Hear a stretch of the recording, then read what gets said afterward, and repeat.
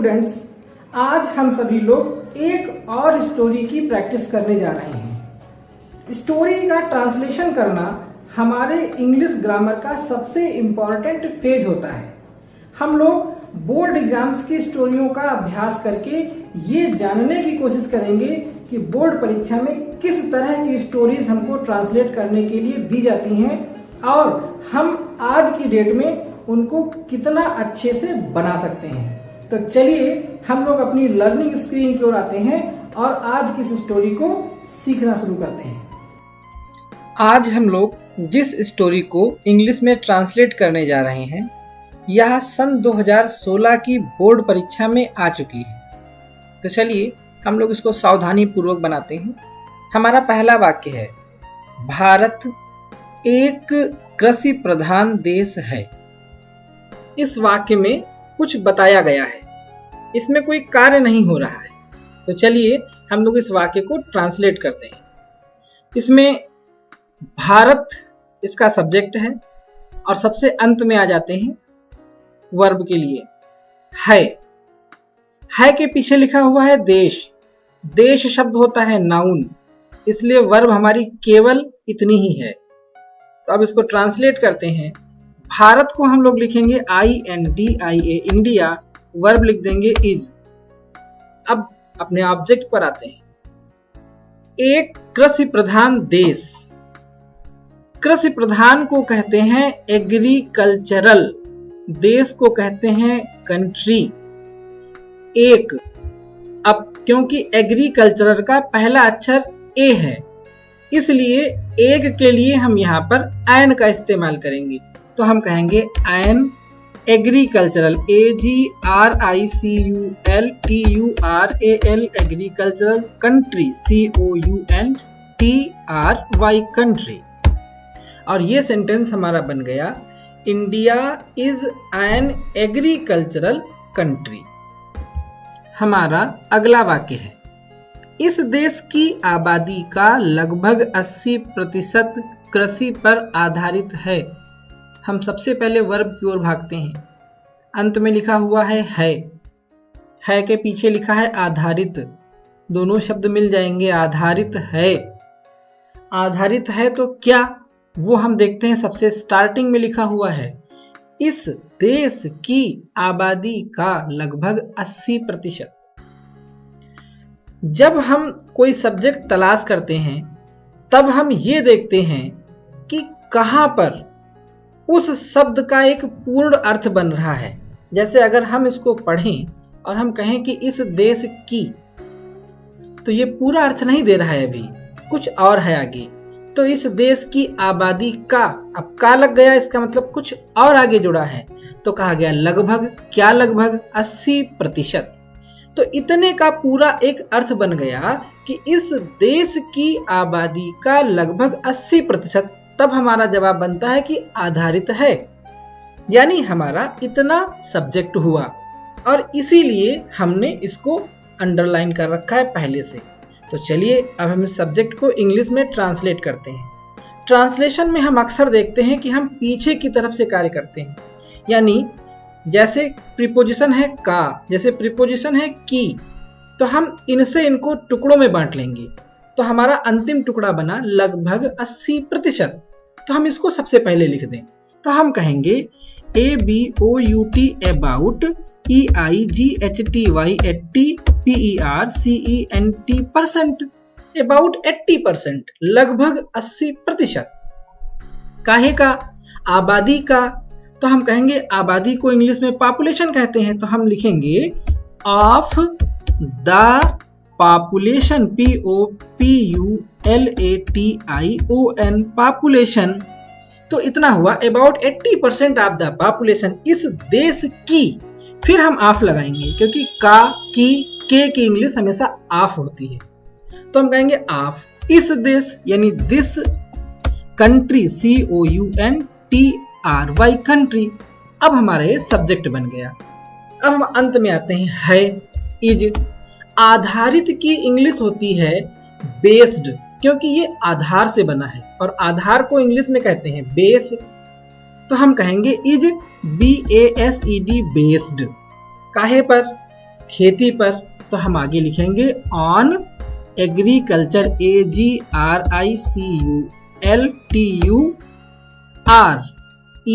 Agriculture, AGRICULTURE,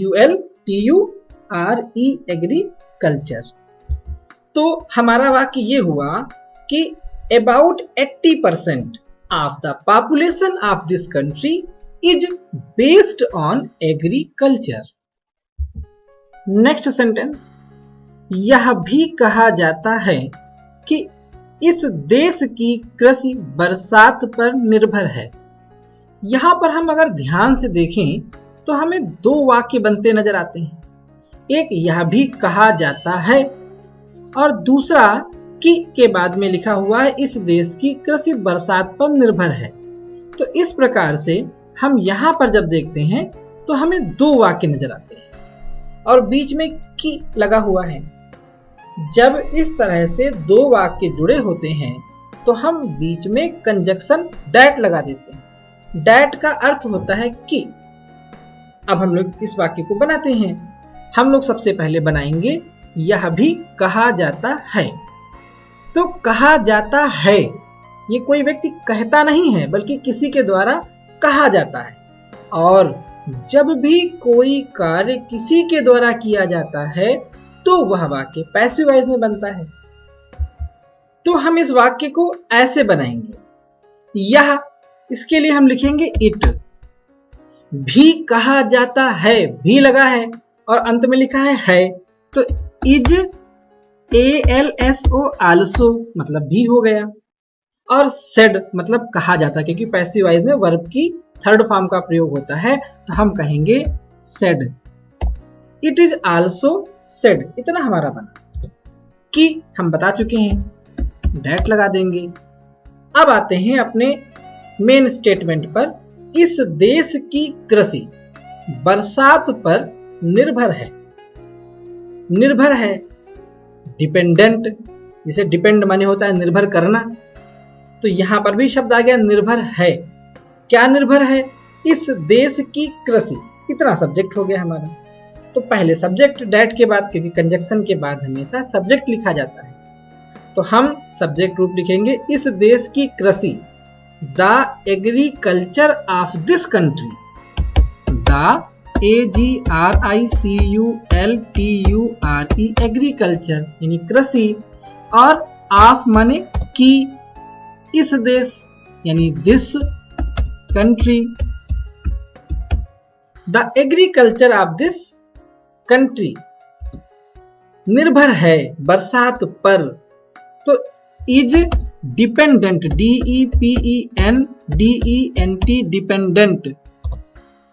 और आगे लिखेंगे बरसात पर, तो upon the rain, UPON, upon the RAIN, rain यानी बरसात पर।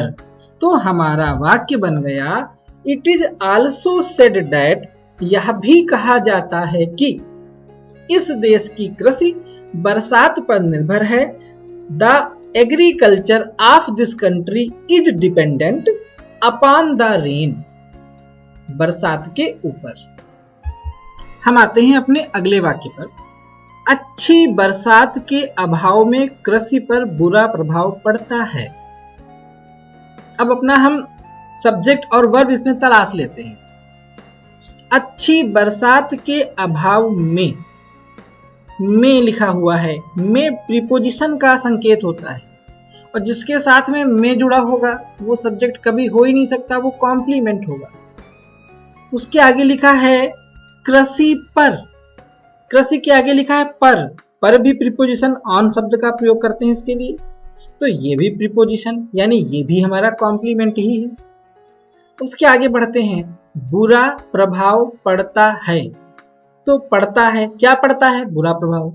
यानी क्रिया से अगर हम ये सवाल पूछें कि क्या, तो हमें हमारा सब्जेक्ट मिल जाएगा। तो क्या पड़ता है? बुरा प्रभाव पड़ता है। तो सबसे पहले हम इसी को बनाएंगे, बुरा प्रभाव पड़ता है। अब इस वाक्य को हम कैसे बनाएं? पड़ता है का मतलब क्या होता है, कुछ समझ में नहीं आ रहा है। बुरा प्रभाव को तो हम कह सकते हैं कि बैड माने बुरा, और प्रभाव यानी इफेक्ट, इफेक्ट माने प्रभाव, बैड इफेक्ट बुरा प्रभाव। लेकिन पढ़ता है के लिए क्या हम बना दें? तो आप लोग ये ध्यान दें कि प्रभाव पड़ना या असर पड़ना या असर डालना, इस तरह के वाक्य को हम लोग हैज, हैव, हैड से बनाएंगे और इसका सब्जेक्ट हम लगाएंगे इट। यानी हम कहेंगे, क्योंकि ये है लिखा हुआ है तो हैज, हैव तक सीमित रहेंगे। It has a bad effect, A B A D bad, E double F E C T effect. तो इसका अर्थ ये हो गया कि बुरा प्रभाव पड़ता है। It has a bad effect किस पर? ऑन एग्रीकल्चर, कृषि पर। On AGRICULTURE agriculture. फिर अच्छी बरसात के अभाव में, अभाव को हम कहते हैं इंग्लिश में लैक, LACK लैक। लैक माने होता है अभाव, तो हम कहेंगे इन LACK लैक यानी अभाव में, कमी में। और काहे के? अच्छी बरसात के, का की के लिए हम आफ लगाते हैं, तो आफ अच्छी बरसात को हम कहेंगे गुड RAIN रेन। तो हमारा वाक्य कुछ ऐसे बना कि it has a bad effect on agriculture in lack of good rain. हमारा अगला वाक्य है, जुलाई माह के प्रारंभ होते ही वर्षा ऋतु प्रारंभ हो जाती है। हम अंत में आ जाते हैं, वर्षा ऋतु प्रारंभ हो जाती है। प्रारंभ हो जाती है ये क्रिया है, क्योंकि ये कार्य को दर्शा रहा है। हमारा वर्ब वाला सेक्शन हो गया और वर्षा ऋतु हमारा हो गया सब्जेक्ट। और ये कंडीशन होती है कि जुलाई माह के प्रारंभ होते ही। अब क्योंकि जुलाई महीने का प्रारंभ पहले होगा, वर्षा उसके बाद में होगी, तो इसलिए इस वाक्य की जो कंडीशन है वो प्री कंडीशन है, यानी इसको हमें अपने सेंटेंस में पहले ही लिखना होगा। मूल वाक्य अपना उसके बाद में लिखेंगे। तो हम इसको ध्यान देते हैं कि जुलाई माह के प्रारंभ होते ही। हमारे कई वाक्य ऐसे आते हैं जिसमें लिखा होता है होते ही, ऐसा होते ही, ऐसा करते ही। तो अब उनको हम लोग जब बनाते हैं तो हम लोग प्रयोग करते हैं एज सून एज, माने जैसे ही। यहां पर हम उसी को प्रयोग करेंगे, तो हम कहेंगे एज सून एज, जैसे ही। जुलाई माह के प्रारंभ, यानी जुलाई माह प्रारंभ होता है, तो हम कहेंगे JULY जुलाई, STARTS स्टार्ट्स। हम मंथ माह की इंग्लिश ना लिखें, क्योंकि जुलाई वैसे भी महीने का ही नाम है, तो हमें यहाँ पर जुलाई मंथ लिखने की कोई आवश्यकता नहीं। अब कामा लगा देते हैं, फिर आगे का वाक्य बनाते हैं। वर्षा ऋतु प्रारंभ हो जाती है, ये अपने आप प्रारंभ हो जाती है, किसी के द्वारा किया नहीं जाता है, तो हम इसको पैसिव वॉइस में बनाएंगे। हम कहेंगे the RAINY rainy SEASON season is STARTED started. वर्षा ऋतु प्रारंभ हो जाती है। यहाँ पर लिखा था जुलाई माह, लेकिन हमें जुलाई मंथ लिखने की कोई आवश्यकता नहीं है, क्योंकि जुलाई वैसे भी एक मंथ का ही नाम है। तो हमारा वाक्य बन गया as soon as July starts the rainy season is started. Next sentence, जब बादल आसमान में छा जाते हैं तो मौसम बड़ा सुहावना हो जाता है। जब और तब, ये जब वाक्य आते हैं तब हम लोग इनको व्हेन से बनाते हैं, क्योंकि व्हेन एक दिखाता है कंडीशन की जब, तो हम लोग बनाते हैं इसे WHEN व्हेन। हमने लिख दिया जब। अब अपने बाकी के वाक्य पे आते हैं। बादल आसमान में छा जाते हैं। आसमान में छा जाना, छा जाने का मतलब क्या हुआ?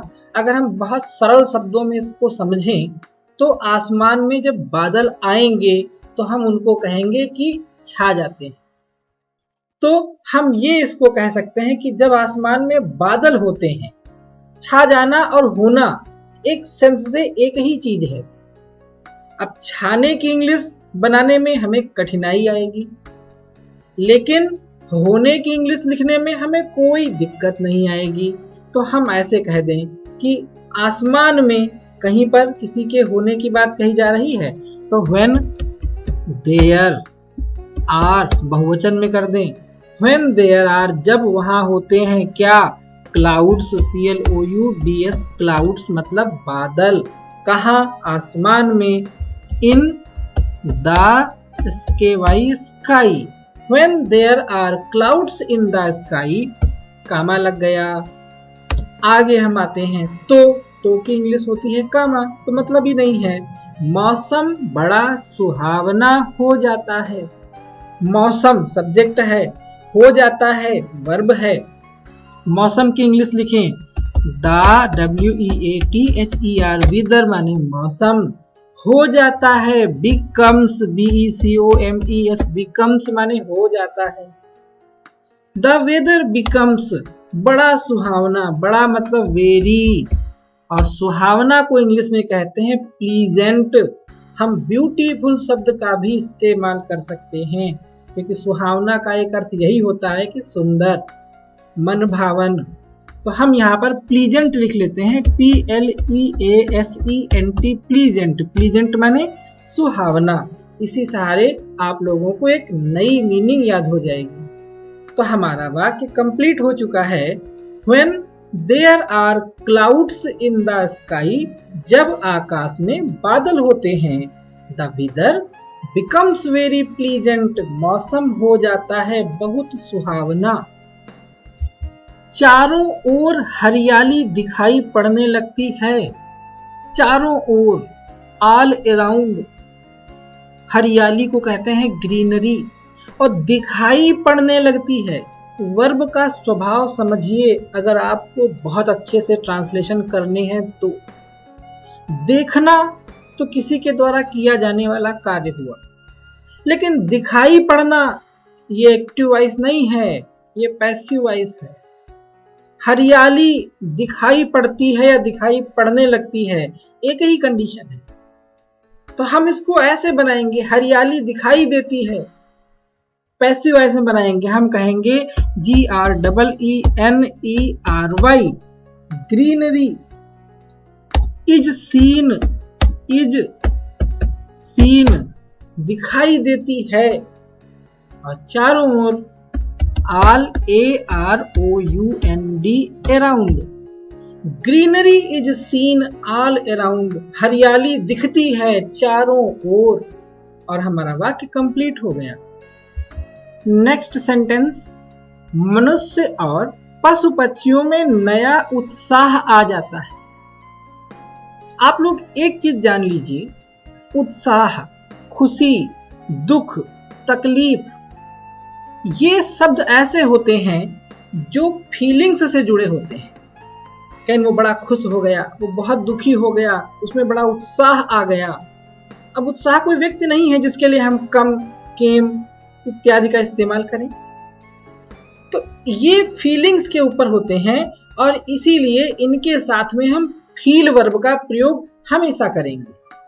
तो हमें वाक्य कह रहा है कि मनुष्य और पशु पक्षियों में नया उत्साह आ जाता है। तो हम इसको थोड़ा सा सरल कर लें, मनुष्य और पशु पक्षी नया उत्साह महसूस करते हैं, और तब हमारे लिए ये वाक्य बनाना आसान हो जाएगा। तो हम सब्जेक्ट के रूप में लिखें मनुष्य और पशु पक्षी। तो हम इसको कॉमन नाउन बना दें, द लिखने के बाद लिख दें द मैन। उसके बाद में कामा लगा करके लिख दें पशु, यानी द ANIMALS, एनिमल्स। और पक्षियों तो एंड द BIRDS, बर्ड्स में नया उत्साह आ जाता है, यानी वे नया उत्साह महसूस करते हैं। तो क्योंकि सब्जेक्ट बहुवचन है तो हम केवल लिखेंगे फील, और उसके बाद में एक नया उत्साह, तो हम कहेंगे ए न्यू और उत्साह को इंग्लिश में कहते हैं ZEAL, झील। तो हमारा वाक्य कंप्लीट हुआ। The man, the animals and the birds feel a new झील। नेक्स्ट, रात में घना अंधेरा हो जाता है। अंधेरा हो जाता है, ध्यान रखिएगा, अंधेरा होना, दिन होना, उजाला होना, यानी ये जो समय, मौसम इत्यादि से संबंधित वाक्य होते हैं, उन सभी को हम हमेशा इट से बनाते हैं। तो हम पहले ये बनाएंगे, अंधेरा हो जाता है। अंधेरा हो जाने को हम कहेंगे इट हो जाता है, मतलब BECOMES, बिकम्स। अंधेरा को अंग्रेजी में कहते हैं डार्क। इट बिकम्स डार्क, अंधेरा हो जाता है। और रात में सही प्रीपोजिशन के साथ लिख दीजिए at, NIGHT, नाइट। हमारा वाक्य बन गया, रात में घना अंधेरा हो जाता है। It becomes dark at night. हमारा अगला वाक्य है, जुगनुओं की चमक बच्चों के मन को लुभाने लगती है। जुगनू, जुगनू की इंग्लिश होती है फायर फ्लाई, क्योंकि जलता बुझता है इसलिए इसको नाम दिया गया है फायर फ्लाई। चमक को कहते हैं ब्राइटनेस। का, की, के, इसके लिए हम ऑफ प्रीपोजिशन का इस्तेमाल करते हैं। तो जुगनुओं की चमक को उल्टी ओर से एडजस्ट करिए, the brightness of fire flies, बहुवचन में कहेंगे इसको हम। तो लिखते हैं the BRIGHTNESS, brightness of FIREFLIES, fire flies, the brightness of fire flies. अब आगे है, बच्चों के मन को लुभाने लगती है। लुभाने लगती है, इसका मतलब हुआ अट्रैक्ट्स, माने लुभाना। तो ATTRACTS, अट्रैक्ट्स, माने लुभाने लगती है या लुभाती है, एक ही बात हुई। और बच्चों के मन को, यहां पर हम मन शब्द को हटा दें। सीधी सी बात है कि बच्चों को लुभाती है। ये मन शब्द लगाना, उसमें कोई सार्थक नहीं है, ये व्यर्थ का शब्द है। तो हम इतना ही कह दें, अट्रैक्ट्स द CHILDREN, चिल्ड्रन। तो हमारा वाक्य बन गया, the brightness of fire flies attracts the children. क्योंकि मेन सब्जेक्ट हमारा है ब्राइटनेस, माने चमक, वो एक वचन है, इसलिए हमने अट्रैक्ट्स में S लगाया हुआ है। हमारा अंतिम वाक्य है, जल के बिना मानव जीवन की कल्पना असंभव है। अब सबसे अंत में लिखा हुआ है, क्या है? असंभव। क्या संभव है? मानव जीवन की कल्पना, यानी मानव जीवन की कल्पना हमारा सब्जेक्ट हुआ। और जल के बिना मतलब विदाउट, ये प्रीपोजिशन होती है, तो ये तो कॉम्प्लीमेंट यानी अंत में जाएगा। तो हम लोग सबसे पहले अपना सब्जेक्ट लिख दें, जो कि है मानव जीवन की कल्पना। उल्टी ओर से बनाएं, कल्पना पहले लिखेंगे, यानी द IMAGINATION, इमेजिनेशन, माने कल्पना, काहे की, of human life, human LIFE, life. तो हमारा सब्जेक्ट बन गया, मानव जीवन की कल्पना, the imagination of human life असंभव है। वर्ब को फिनिश करें, इज IMPOSSIBLE, इम्पॉसिबल। जल के बिना, without, WITHOUT, without, WATER, water, without water. और इस तरह से हमारा ये सेंटेंस कंप्लीट हो गया और ये हमारी स्टोरी भी कंप्लीट हो गई। साथियों, अगर आपको इंग्लिश ट्रांसलेशन करना आ गया तो आप बिल्कुल निश्चित रूप से जान लीजिए कि आपका इंग्लिश का कोर्स 50% प्रिपेयर हो गया, क्योंकि फिर हमें अपनी विषय वस्तु को केवल हिंदी में समझना होगा, उसको इंग्लिश ट्रांसलेट तो हम लोग कर ही लेंगे। तो इसलिए आप अगर लगातार हमारे साथ इन प्रैक्टिसेस से जुड़े रहना चाहते हैं तो हमारे चैनल को आज ही सब्सक्राइब करें और ज्यादा से ज्यादा स्टूडेंट्स तक इस वीडियो को शेयर करें, ताकि वो भी हमारी इस मुहिम से जुड़ सकें। वीडियो को अंत तक देखने के लिए आप सभी लोगों का बहुत बहुत धन्यवाद।